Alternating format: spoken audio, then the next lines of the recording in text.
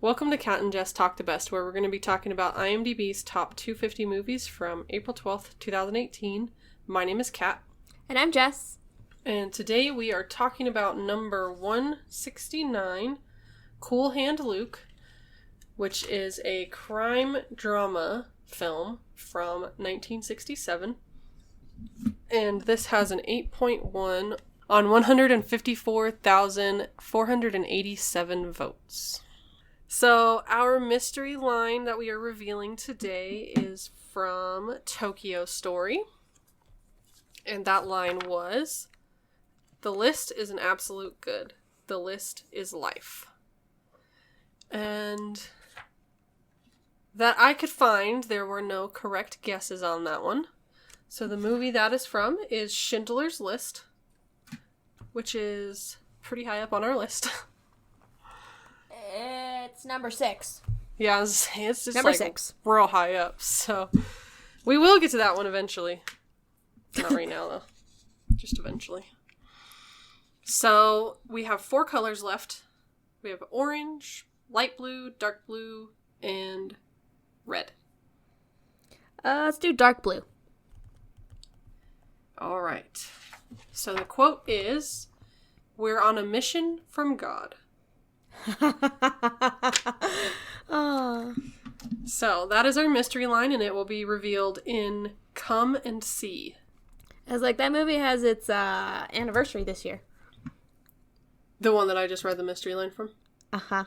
Oh. Our spoiler-free synopsis for Cool Hand Luke.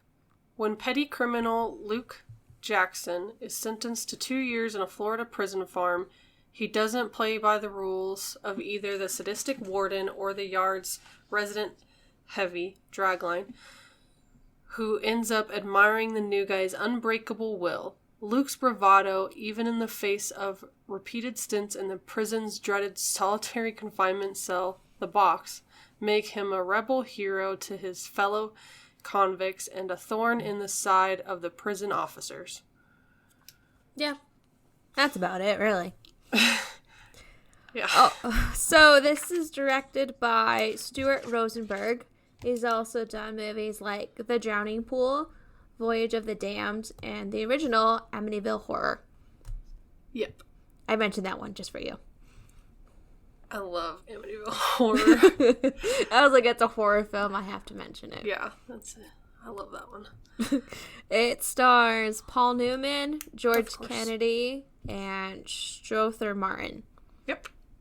So, the ratings for this one.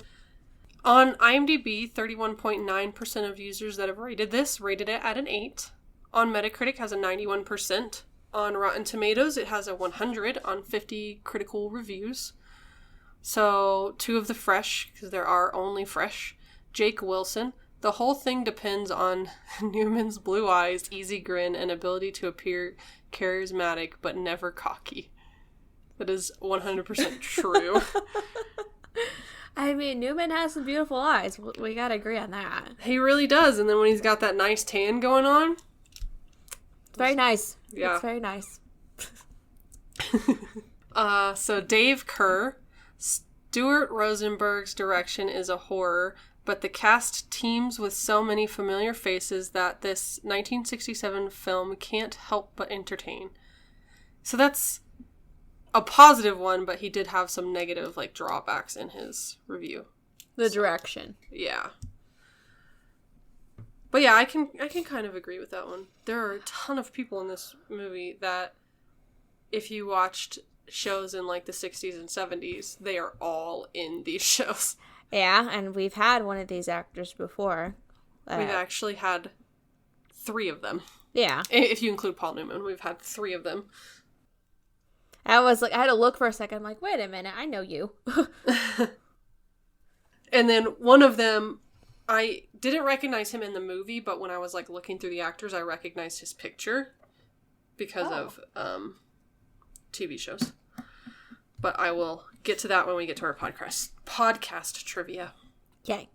So the consensus on Rotten Tomatoes: though hampered by Stuart Rosenberg's direction, Cool Hand Luke is held aloft by a stellar script and one of Paul Newman's most indelible performances. Well, he didn't really do much. He just kind of ran around smiling and flashing his eyes at everybody.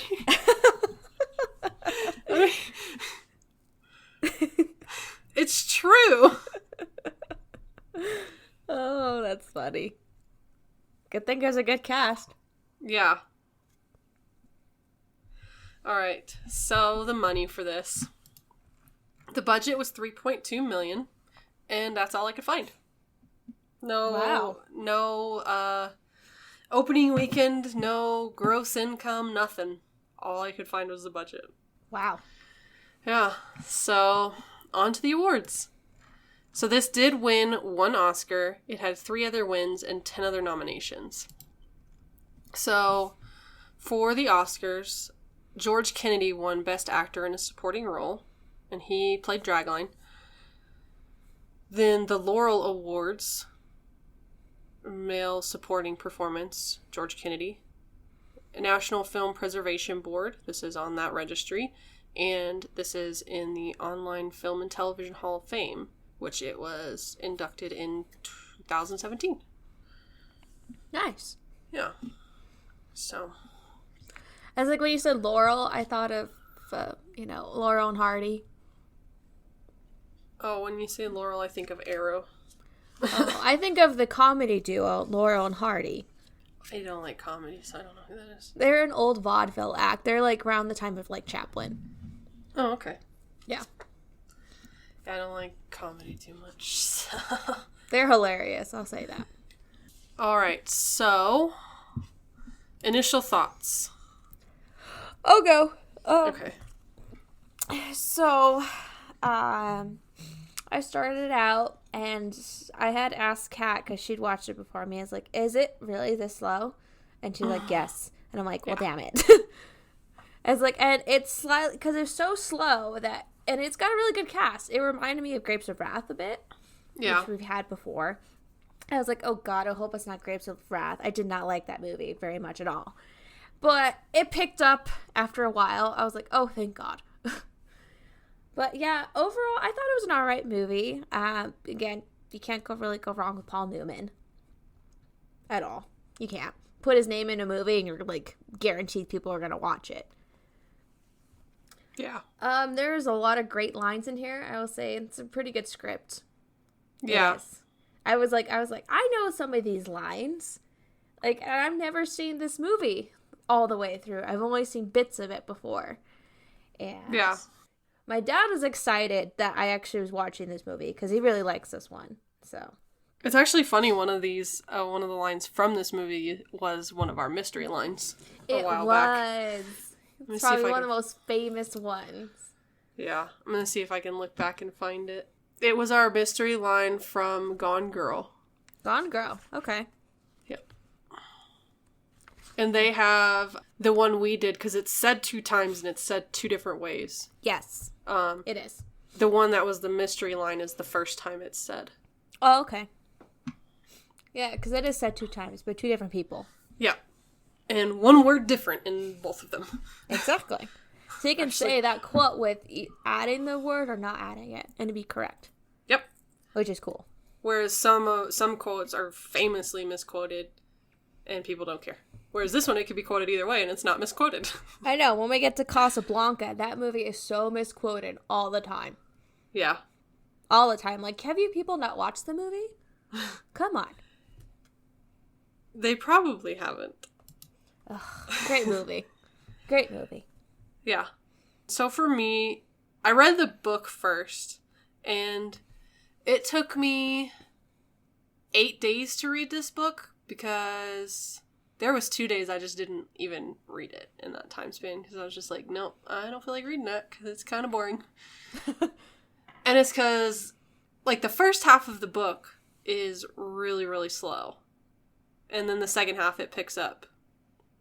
So it took me a while to read it because I was just like, oh, I don't feel like reading this right now. It's just not very interesting right now. But then I finally got to the second half and I was like, oh man, this is a good one. Like, I liked the second half of the book. And so the second half, like, made me excited for the movie. And then I watched the movie and I was like, oh Lord, it's just as slow as the book is. The one thing I did like, we already mentioned it in the synopsis, was the box. Because, you know, in books, you just have your imagination to determine, like, what something is like. I liked being able to see what the box was like. I liked their interpretation of the box, because that's not quite how I imagined it. Like, I imagined it more like a coffin, rather than, like, a stand-up thing. So it's just like... okay. I get you. I don't know why. I don't think that they explained it that way. It's just that's how I imagined it. But I liked their interpretation of the box. I thought that was really good. And then, like you had texted me, but I fell asleep because I tend to do that a lot.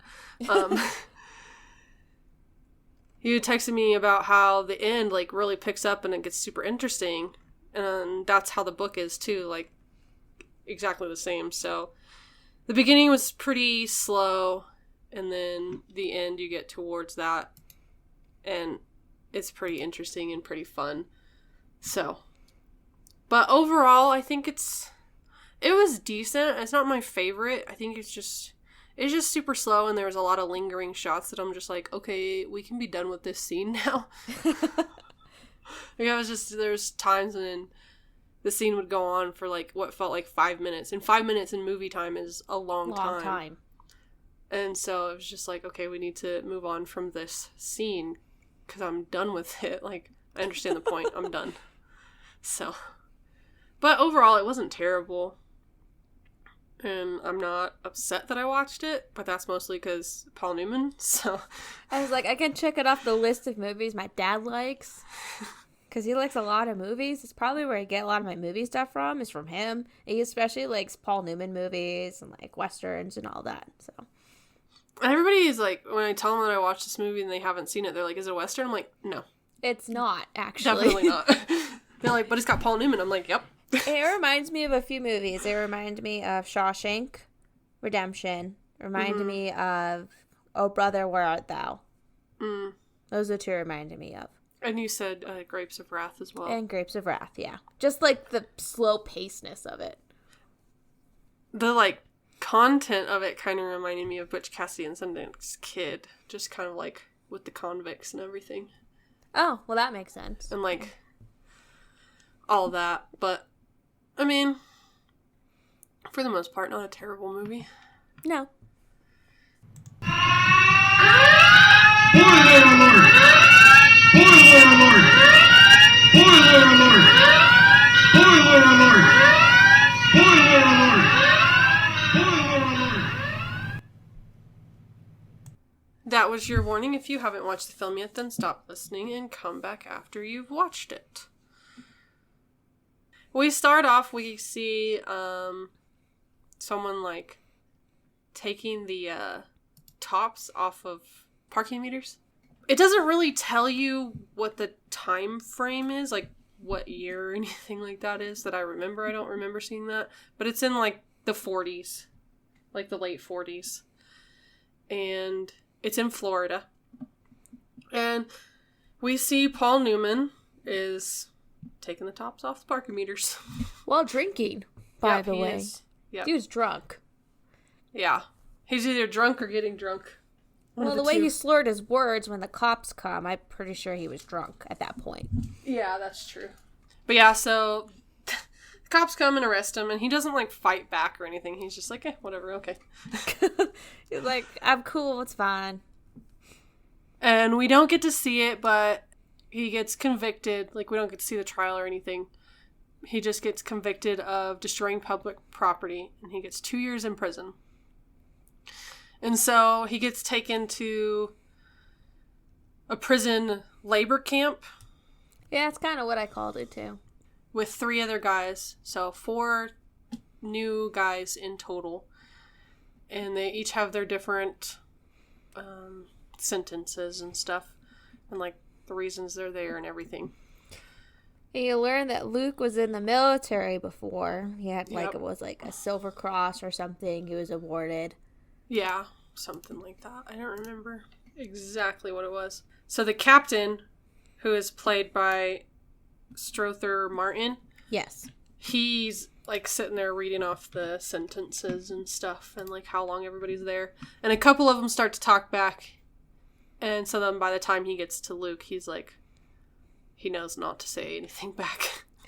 Keep your mouth shut and respond with yes, boss, or no, boss. Yes, captain.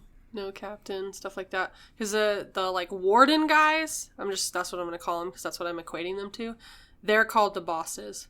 So you got like Boss Godfrey, Boss Shorty, something like that. You got like 5 or 6 of them. And then captain, he's like head over all of them. And they just call him captain. He doesn't have a second name. And then so they get taken to the bunker, I guess, like where they're gonna stay, and they're learning all the rules from what's his name? I gotta pull the actors up now. I don't remember his name. And it's like, but he's telling while you're looking that up. He's telling them pretty much all the rules, and pretty much if you do any of those rules wrong, you're just gonna get in the box. It actually cracked me up because anything can get you in there. Yeah, any little thing. It's Carr. He is that's the guy who is like explaining the rules and everything is Carr, and he's like the floor walker, is what he says. So he walks around and makes sure that all the people in the bunker, while they're in there, they're following the rules. It's funny, like, if you wear your dirty clothes in bed, you can get put in the box. If you forget to wash your spoon, you can get put in the box. So I'm just like, what? But then all the other guys in the chain gang, because that's what they're called, is the chain gang. They come back from working that day, and we meet Dragline and all the other guys, which really, in this, it's just like,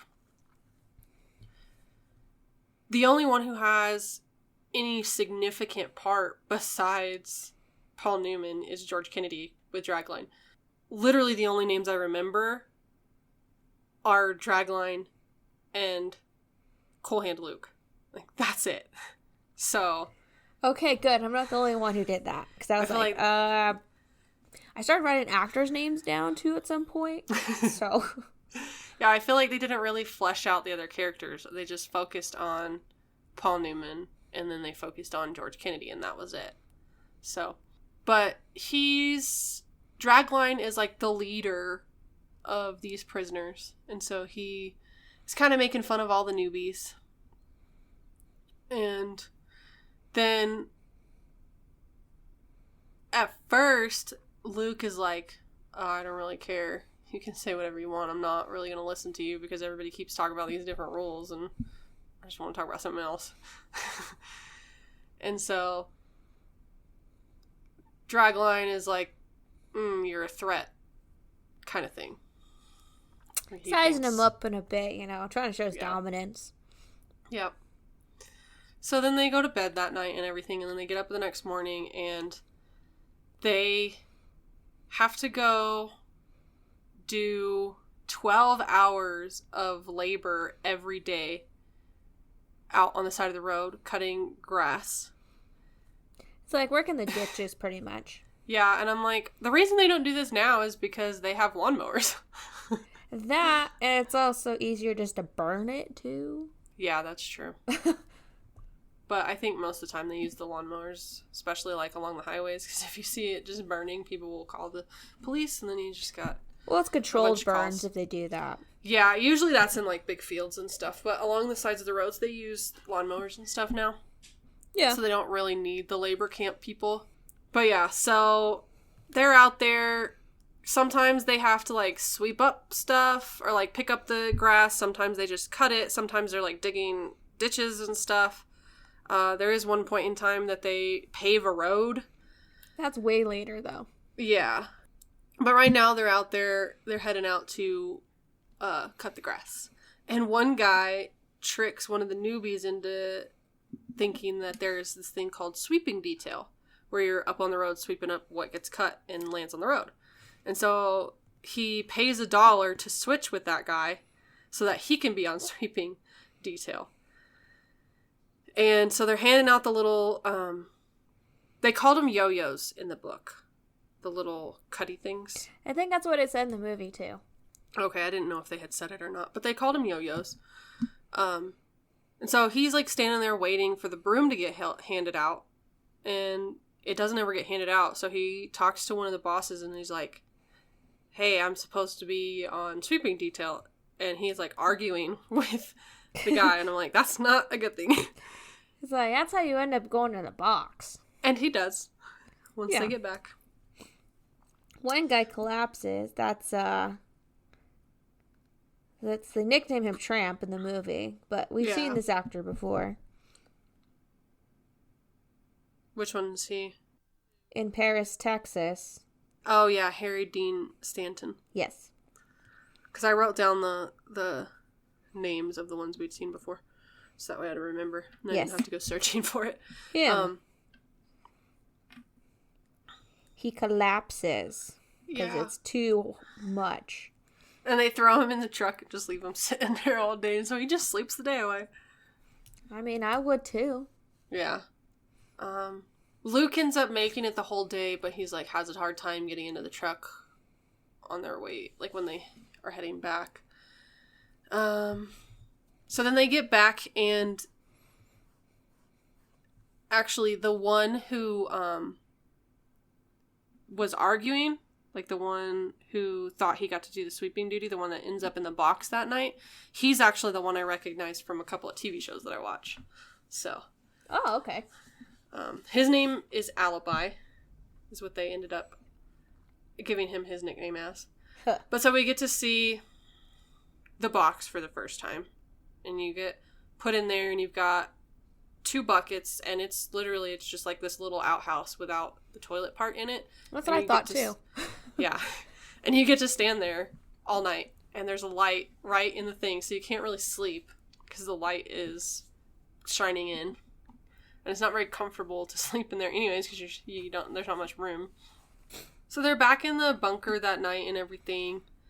And Luke, of course, is giving Dragline a hard time and like challenging him and stuff. And so they decide that they're gonna, that weekend, because they don't do stuff. They explained it better in the books, but they don't really do anything on the weekends. It's only Monday through Friday that they go out and do the grass cutting thing, and then Saturdays and Sundays they get kind of like free time, really. Yeah.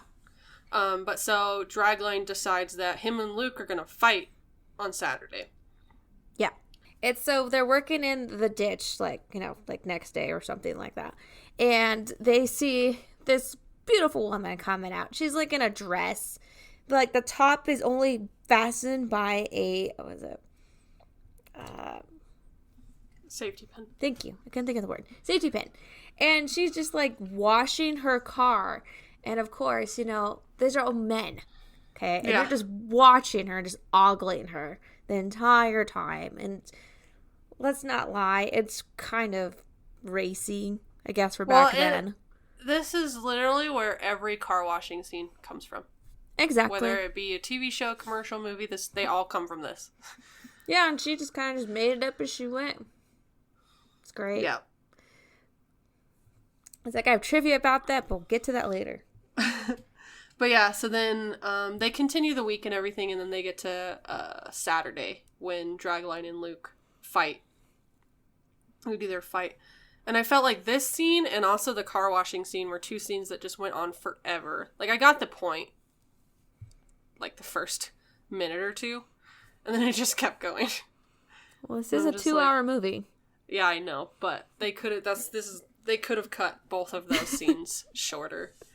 I felt like. I mean, yeah, because like they're fighting and like Luke just keeps getting back up. Yeah. And he just refuses to go down completely. Yeah, Dragline's just like everybody's encouraging him to stay down, and he just won't. He keeps getting back up and everything. Just wearing each other out. Yeah. And so eventually Luke can't get back up. He like tries and tries. But he kind of does get back up and like leans on Dragline and like punching him as he's leaning on him. And then eventually Dragline knocks him down one more time and then just walks away. He's like, no, I'm done. It's like no more. I'm gonna end up killing you. And so because of how persistent Luke was,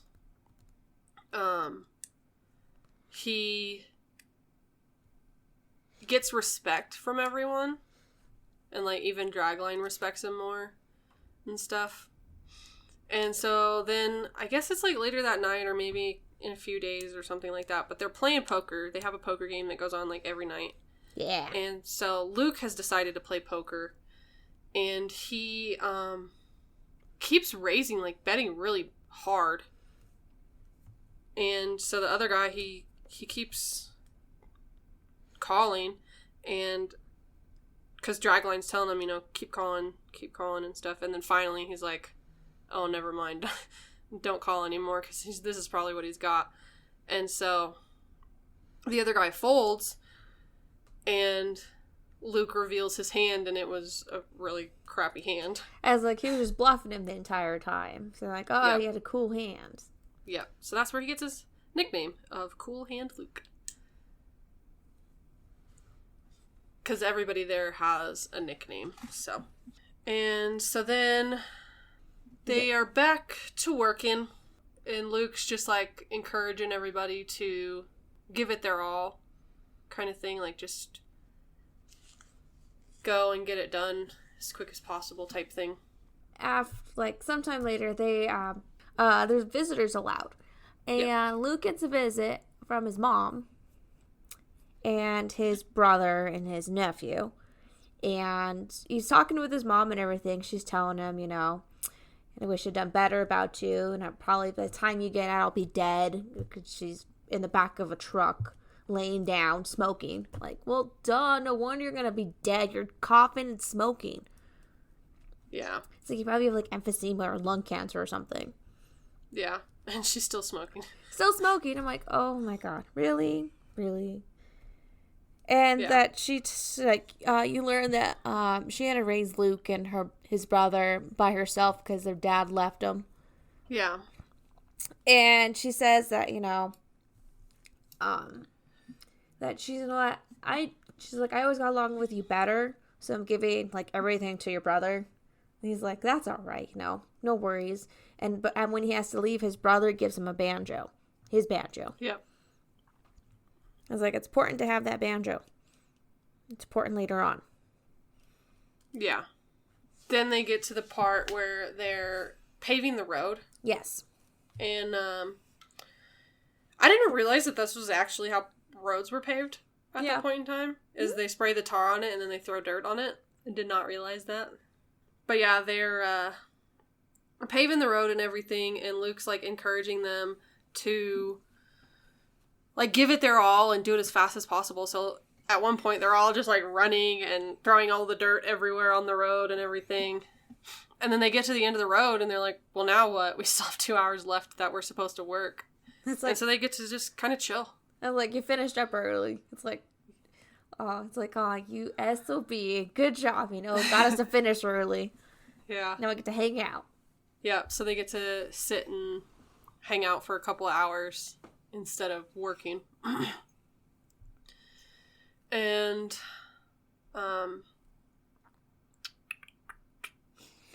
it's either, like, the next day or... The time passes pretty weird in this, but they're hanging out, and there's one point where they're talking... They didn't really establish this very well in the movie, but Dragline's talking to somebody about how Cool Hand Luke, like, out-ate him. And he's like, oh, I have an ulcer in my stomach or something like that, and that's why Luke out-ate him. And so Luke bets that he can eat 50 eggs because Dragline's, like, talking him up so much and everything. And some of the other guys are like, oh, no way, that's not going to happen. Nobody can eat that many eggs. And they're like, well, what's the timeline? And he says an hour. And that they have to be boiled for 15 minutes. And the one guy, he's like, that's like 6 pounds of eggs. Yeah. And so they're all taking bets and everything. And then we see kind of like this little training thing where Dragline and the other one is, I think it's Coco. The other one that's like That helping. sounds right.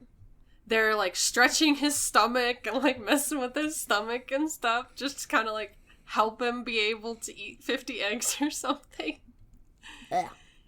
And then, so we get to this scene with the eggs and stuff, and this one's another one that takes a long time. There's and a I'm lot just of... like... Yeah. Because there's one point where they're like, they start off and everything is going good.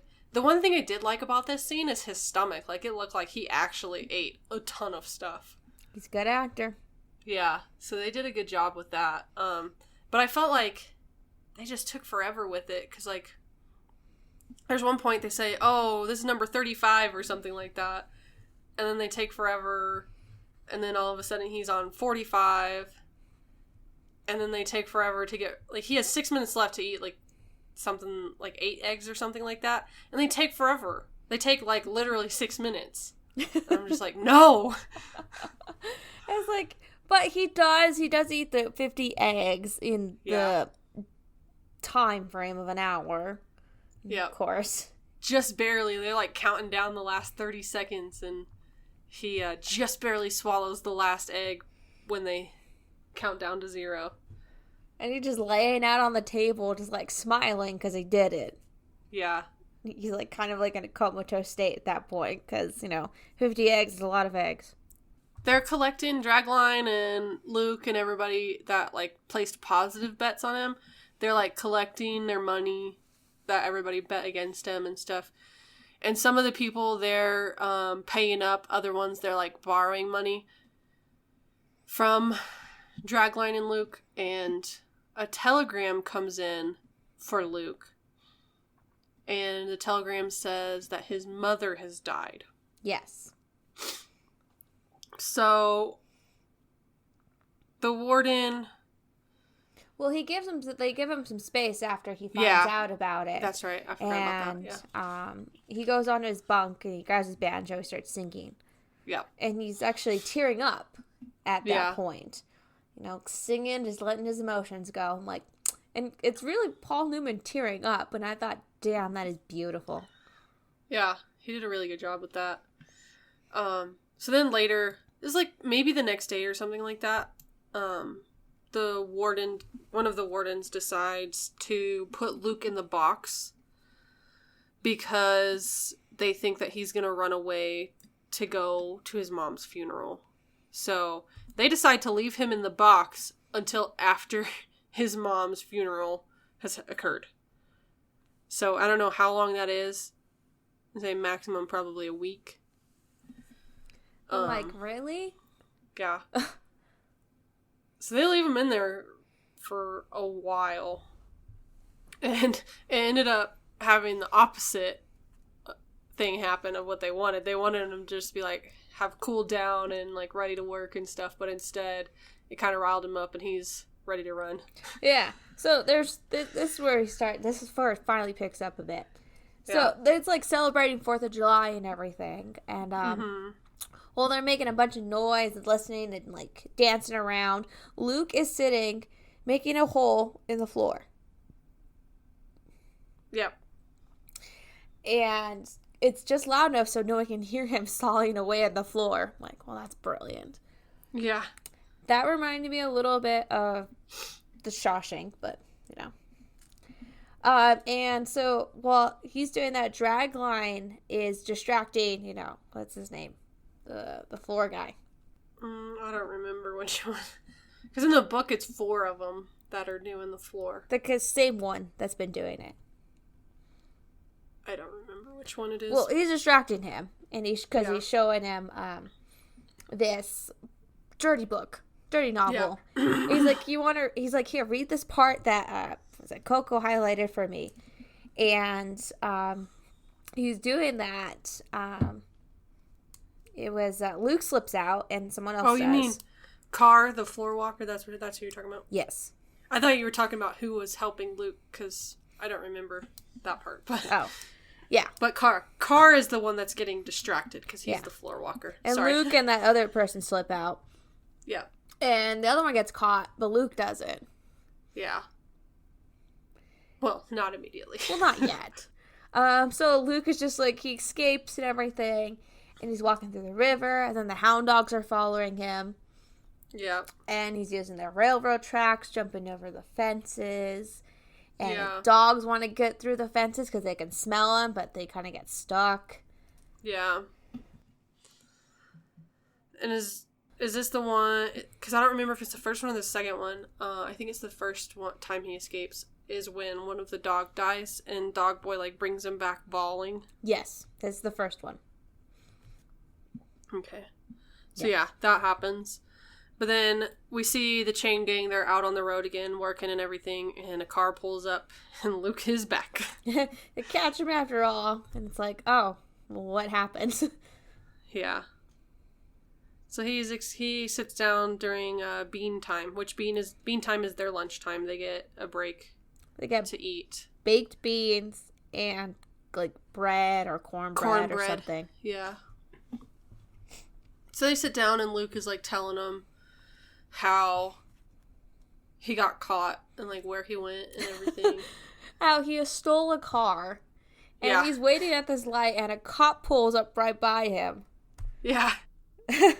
And the cop sees him like all dirty and everything. It's like, well, no shit, Sherlock. You're gonna get caught if you're dressed up still in your prison clothes. Yeah. And so I don't know exactly how long it is between the first and second time, but it doesn't seem like too long of when he escapes again. No, because he has this string. He has. Yeah. He's playing with. He gets away pretty quick the second time. Yeah, because he says, oh, I need to use the restroom and everything. Yeah, that's and they're right. out. And he's like, well, keep shaking the bush so we know you're there. And everything. And Godfrey keeps shooting at him to make him keep doing the bush. Yep. And then when Godfrey shoots, like, the last time, the bush doesn't stop shaking. Because Luke has been tying the string this entire time. Yeah, and he's just using the string to pull the bush. And so he gets pretty far away before they realize that he's gone. And so he has escaped the second time. This time, he's gone for quite a while. Yeah, because he meets some kids, and he's like, he gets one of the little kids to bring him like an axe, the other one to bring him some spices. And the spices are used to throw the scent off from the dogs, make them sneeze. Yeah, so he gets away again, and this time he decides to send a magazine to Dragline, and in it we see this picture of him with two ladies, him all dressed up all nice and everything. And so all the guys are like super excited about it and everything. But he gets recaptured again. And he tells them the picture was a fake. Yeah, he said he had to pay a lot of money for it. It is a week's worth of salary. Yep. And this time, instead of just having one chain, he has two chains now hooked around his ankles. And now the wardens are like beating the crap out of him every chance they get. And like making him do crazy things. Like he has to dig a ditch, and then one of the people comes back and is like, I need you to get this dirt out of my ditch. But then he gets almost all of it out, and then this other warden comes up and he's like, why'd you put that dirt on my yard? You need to put it, like, get it away. And so he fills the hole back up. I was irritated. I'm like, are you freaking kidding me? Really? I was irritated. I'm like, you're just being assholes at this point. Yeah, and they really were. And so it keeps going, like, back and forth and back and forth. And then, like, he keeps getting beaten and stuff. And eventually, one couple of the guards comes up and Captain comes up. Or Boss Godfrey, one of the two. And he's just like, please, I'm right. I got my head right now. Like, stop beating me. Please stop hitting me. And they do, and they trust him again. Which is a mistake. Oh, completely. You don't trust the dude that's run twice? No. Yeah. And so they're out again on, like, doing their chain gang stuff, and the guards have decided to make Luke a trustee, which trustees, they're the ones who, like, they get to go run and get the water, they get to move the sign that says men at work. One of them runs to get Godfrey's gun, that's what Luke is doing now. So he runs to go get Boss Godfrey's gun for him, because Boss Godfrey likes to shoot animals. Shoots at a turtle, this one. And he shoots it right through the shell, and it's like holding onto his stick. Even while it's dead, it's still holding onto it. Before it was a snake, a rattlesnake, and then the first one that we see was a bird. Luke has to go get the turtle that Boss Godfrey just shot, and then he's supposed to take it to the cook guy, I believe, to have him cook it in with the beans, like chop it up, cook it in with the beans. I'm like, that's kind of gross. That is gross. But so, because he's a trustee, he somehow managed to get the keys to all the cars. And him and Dragline steal one of the cars. Yeah, he just gets in and drives away. And Dragline's like, oh, hell yeah, and just jumps right in. It's great. Yep, so they get away. So they're running and stuff, and Dragline is finally like, I was getting ready to just have a couple years left on my sentence, and now if I get caught, I'm gonna be here for like 10 more years. Like, he realized what he did, and he's like upset about it. So at first, Dragline and Luke are kind of going at it together, but Luke is like, no, I want to do this on my own. Like, I'm usually, like, I'm always solo type thing. Yeah. And so they separate, and Luke goes to this little church. I don't know if it's like he's trying to hide, or he just went in there for some shelter for the night, or what, but he goes there, and he's like yelling at God. He's like, really? No. He's like, you gonna give me, like, he's like, come on, give me a bone here or something here. Yeah. He's like, while he's yelling at God, some of the police officers show up, and some of the wardens and the captain and everything. They all show up outside the church, and they've got them surrounded and everything. And right before they're surrounded, Dragline comes in, and he's like, hey, they're all out here, we need to go. But Luke's too busy yelling at God. Yeah, and he says, they caught up with him, Dragline. They caught up with him really quickly. And they sent him in to say, hey, just come out peacefully, it'll be fine. Yeah. He's like, they'll let you come back to camp. He's like, oh, we're even going to get our same bunks back and everything. Yeah, and Luke's like, yeah, I don't believe that. Yeah. So he opens up the window a little bit, and he gets shot. Yeah, he sticks his head out. Gets shot in the throat.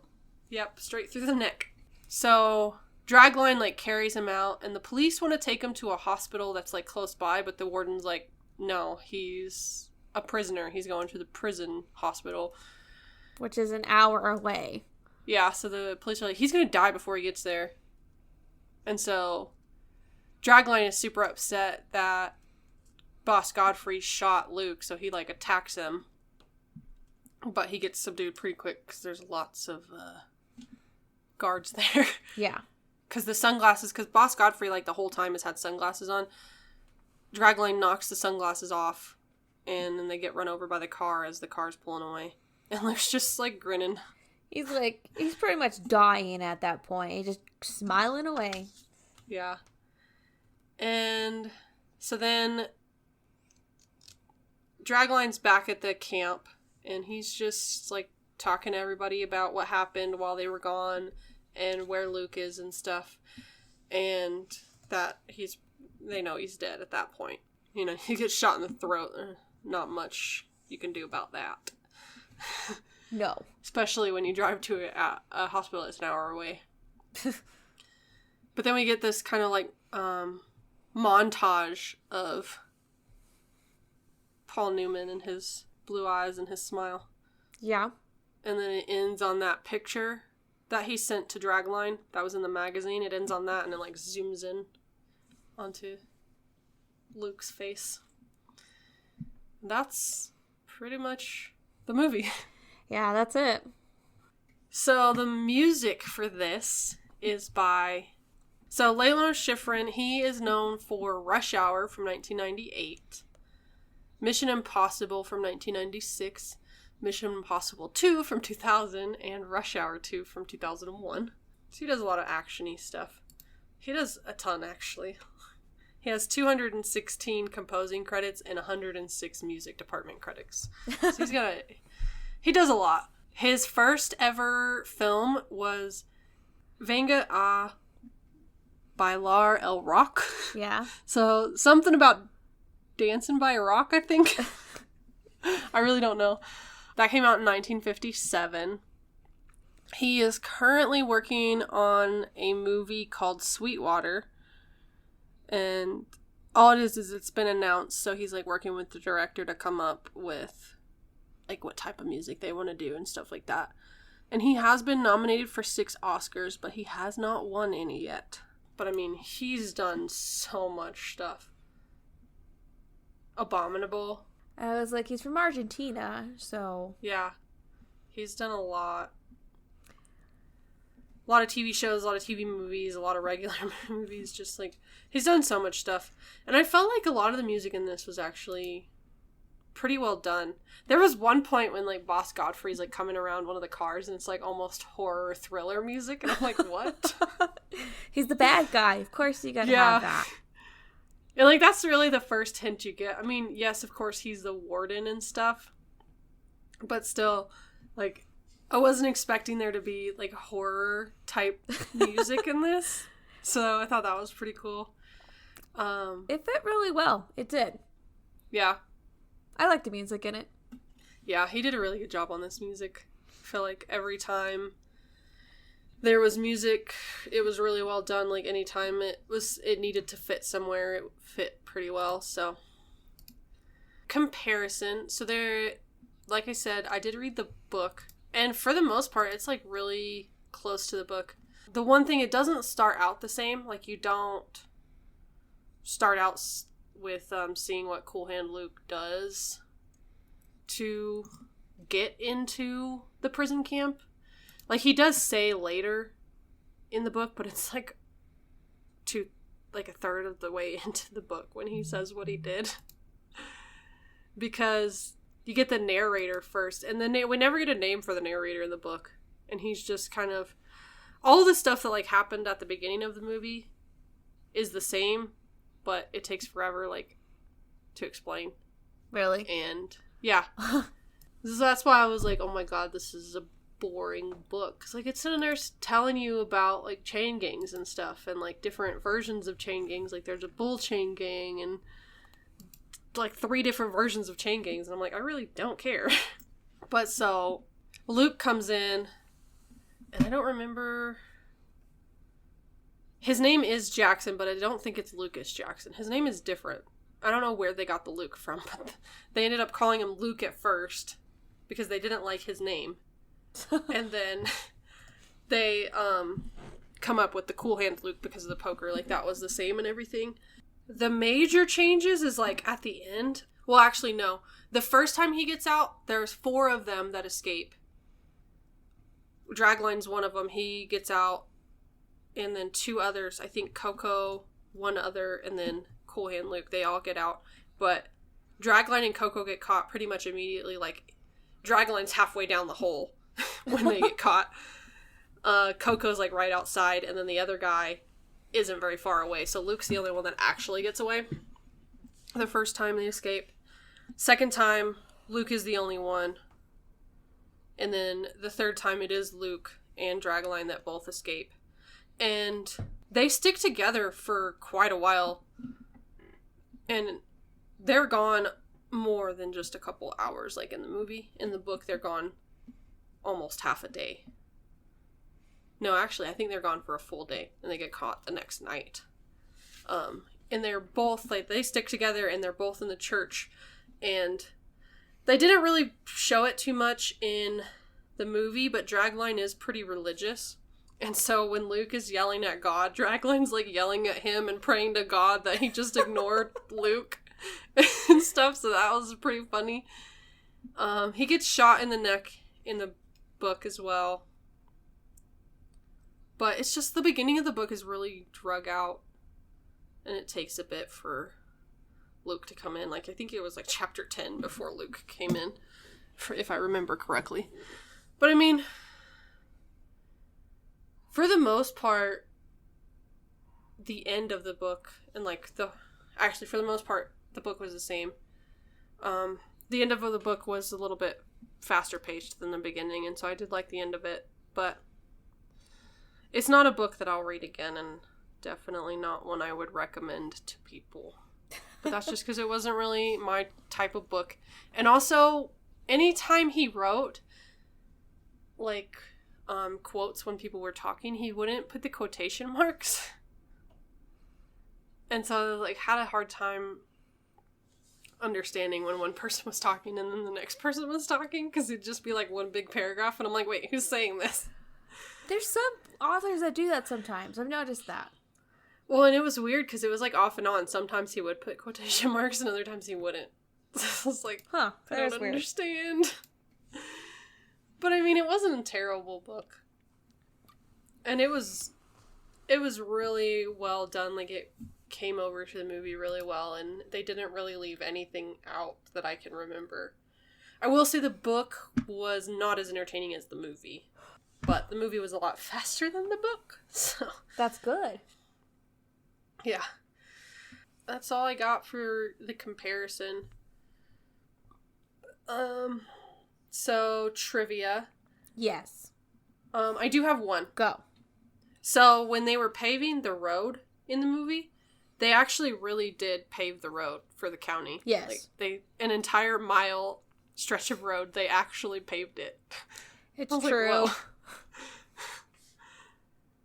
it's very true. Like, that's gonna be rough. So that's probably why they just decided to start running. Because, like, in the book, Luke was always doing work fast. Like, he was always, like, the head of everyone. He was always up front and would get done with the section first. And then get to take his smoke break. Because in the movie, they didn't show the smoke breaks, but in the book, they did have smoke breaks every couple of hours. Not just their bean breaks. That's what they called them, bean breaks. Wow. But yeah, sorry, I forgot about that. Oh, it's all good. That's the only trivia I have, though. That's a good one, because I would have said it too. There was over 200 hard-boiled eggs used for the movie. Dang. But Paul Newman only ate about 8 of them. Okay, because I heard that he ate anywhere from none of them to 12 of them. It's about 8. So it's kind of split that in the middle there. Then everyone else ate the other ones. And so it's just really good editing to make it look like he ate a bunch of eggs. Yeah. Well, and it helps that they did like 1, 2, and then skipped to 35, and then 2 more, and then skipped to like 45, and then he was done. So yeah. Paul Newman actually did play the banjo in this. He really did. Oh, cool. He did. It took him a while to learn it. Funny thing is, Harry, Dean Stanton, is the one who taught him. Because Harry's actually a really accomplished musician. He is. It was him singing in the actual movie. That was. And Paul Newman did do his own singing. And because he insisted, I want to do it myself. No dubbing, no nothing else. So he did it himself. And he had a little trouble with it. So they pushed it back. It was going to be at the beginning of, of production. But it got pushed back to almost the end. Because he wanted to do it right. And there's some arguments about it. But finally, when he did it, like one of the last days, that was the one take they took. Just one. Yeah. It was just one. Because they're like, perfect. Good. They're like, no, it was perfect the way it was. And that's the one that came in the movie. I'm like, oh, it was great. I was like, because you can tell it's just him just like struggling with his emotions and everything and trying to play at the same time. And I was like, boy, do I know that feeling. Yeah. It was like you're emotional and trying to play through everything, and it's really hard. So well done on that part, I will say that. So I was going to mention the girl with the washing the car thing. So that was filmed separately. No one was around for that. None of the other male actors were there for that. Well, I think that's a good thing because I heard that they were a pretty rowdy bunch and the director was having a hard time controlling them. So it's probably a good thing that they weren't there. No, it was filmed separately. And so when they had to do their reactions to it, That was all just making it up. They had a stand-in, was like this girl just standing there in like, you know, like an overcoat and everything. So they had to pretend. And I was like, damn, that's some good acting there. I was like, bravo. In the book, that scene, not the scene, but the aftermath of that is extended, and you can just use your imagination as to what that means. It's true. It's true. Yeah. I was like, I think that's all I got, really. Those are the ones I wanted to talk about. Okay. Yeah, the only one I had was the road, So, where it has been on the list before and where it's at right now. So, in 2010, this was number 136. In 2012, it was number 135. 2014, it was number 150. 2016, it was number 171. 2018, number 173. And as of today, when we are recording, it is number 201. So it has been dropping. I see that. Yeah, and I think it's really just the pacing of this movie. I think so. Is probably what's making it drop. But don't know for sure, but my guess is the pacing. So previously, number 169, the 2010 list, The Best Years of Our Lives from 1946. The 2012 list, Ben-Hur from 1959. The 2014 list, Butch Cassidy and the Sundance Kid from 1969. Another Paul Newman movie. Yes. The 2016 list, Finding Nemo from 2003. The 2018 list, Sherlock Jr. from 1924. And as of today, when we are recording, number 169 is The Third Man from 1949. So, quite a few of those are on our list, and we will have all of them. We've already seen them. Is The Third Man on our list? It is. It is number 127. Oh, okay. Because I know Sherlock Jr. is. Yes, all of those are on our list. Cool. So we'll be coming up to those. So, podcast trivia. Like we said, we have had Paul Newman before. The other actors that we have had, we did talk about a little bit. Harry Dean Stanton, we had him in Paris, Texas.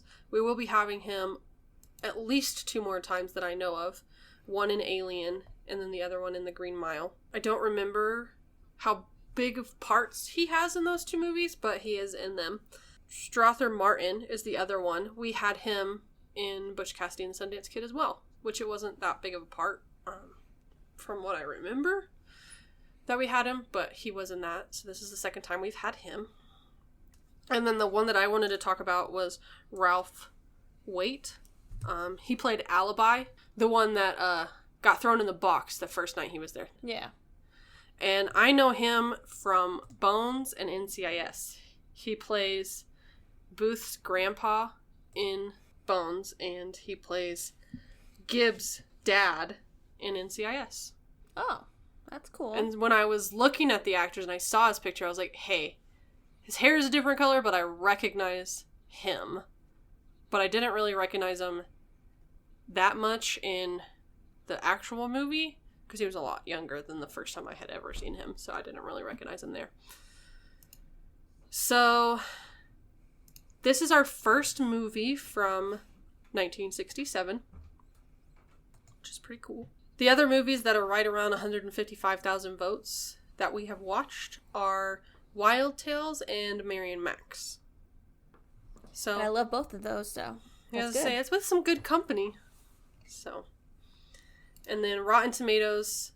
The past few times we've talked about how our movies have been at 100%. I don't think I listed them last time, so I will list them again this time, the other movies that were at 100% on Rotten Tomatoes.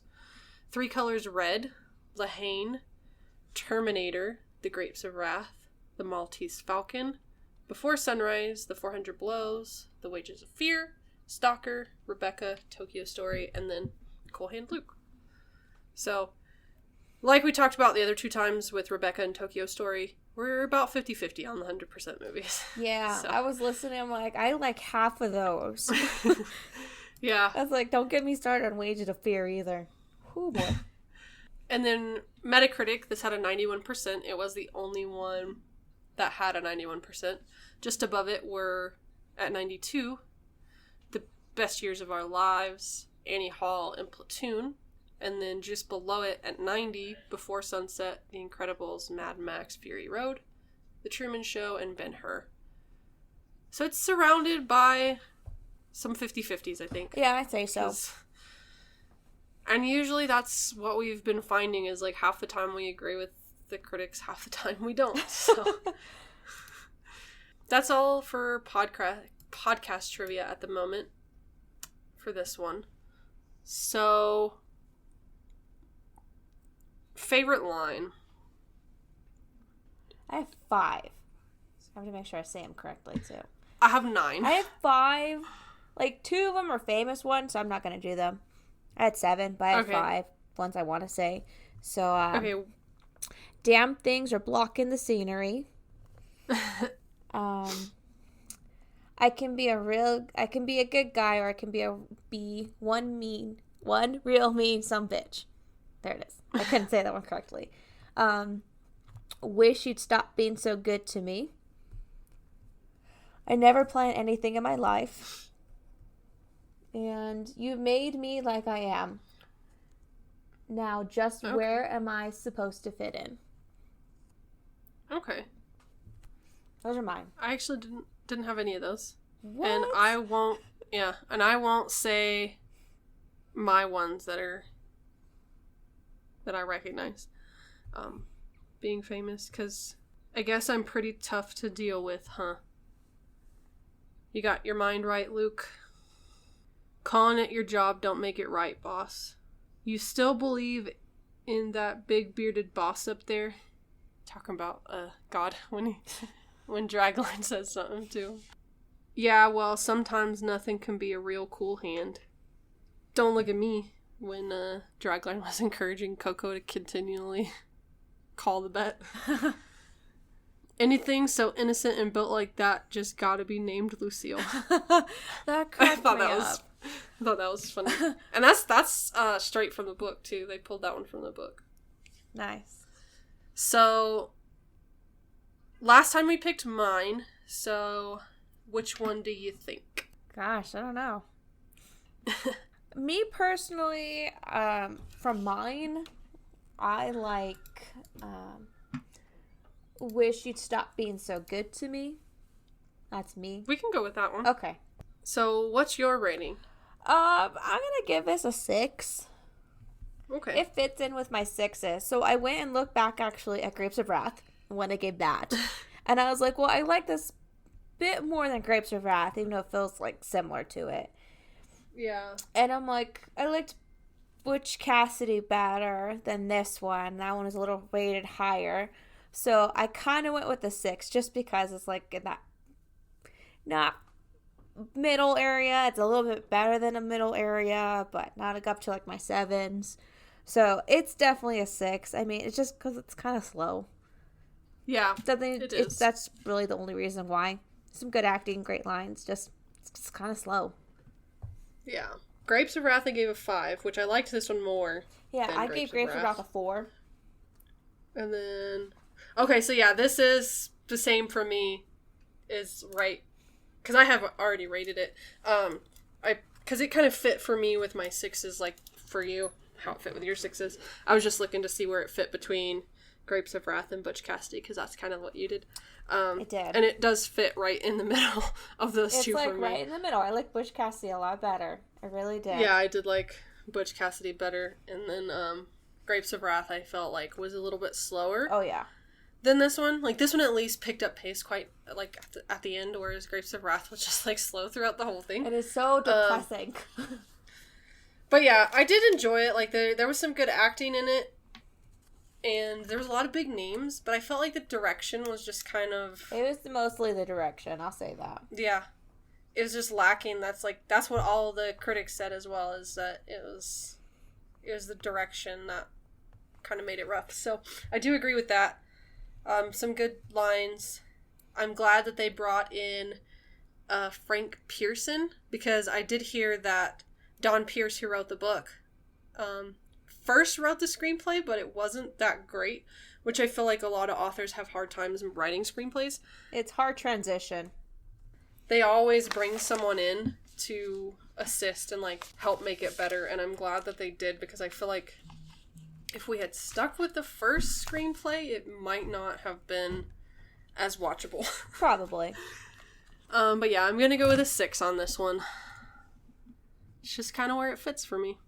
There's some good shots, some good acting, some good scripts, but I felt like it was just so slow, and there was some things, like, there was times when you could have cut some of it out. It just lingered a little bit too long on some things. So, our next film is Sunrise from 1927, and it is a silent film. I did watch the first 4 minutes to double check. It is silent. It is a silent film. I already researched that, so. Well, I saw it, like, I looked up the synopsis, and I was like, oh, it says silent film, and I was like, huh, okay. And so I, like, looked it up, and I was like, watch the first 4 minutes just to make sure, and it was. But I'm glad I found a version that had music. Good, because that's probably going to help a bunch. And the music that was on during the first 4 minutes was actually pretty good, so. All right. So yeah, that will be out next week. And then our event coming up at the end of April is our Disney event. The 2 movies I picked for that are Lilo and Stitch from 2002 and Oliver and Company from 1988. And I picked Mulan from 1998 and The Hunchback of Notre Dame from 1996. Yep. And as of right now, we still have no word on whether or not Mulan is going to be released digitally to where we can watch the new one before we talk about it. So if it is released before we record it, we'll watch it and we'll talk about it. But if not, then we'll just have to watch it later. Yeah. So make sure you check those 4 episodes out. They will all be out on April 30th. And then our special premium and Patreon episode for April is one of Jess's least favorites, because I already did 2 of mine. No, it is my turn. It's Star Wars Attack of the Clones. Ugh. So we'll be watching that. That will be out on April 29th, because we're not going to do it on the same day as the Disney event. So premium and patron members, you will get that. If you would like to hear our thoughts on that episode and hear why Jess does not like it, you can, if you're not a premium or patron member, you can get it for just $1. If you would like to become a premium or patron member, you can start doing that for just $1 a month. Help support us, help us pay for the website. And the links to those are in the show notes. If you can't support us that way, leaving ratings and reviews are great ways to help us out. Ratings help us get more listeners, and reviews help us understand what you guys like and what you don't like. So make sure you do that for us. It's a big help. You can talk to us on Twitter, Facebook, Instagram, or you can email us. All the links are in the show notes. All of our episodes are on Podbean, because it's getting to the point where there's not as many episodes. Like, not all the episodes are on iTunes and stuff like that, but all of them are on Podbean. And our music is by Audio Binger. You can find him on Facebook, YouTube, and his website, audiobinger.net. Until next time with Sunrise, thank you so much for listening. Bye. Bye.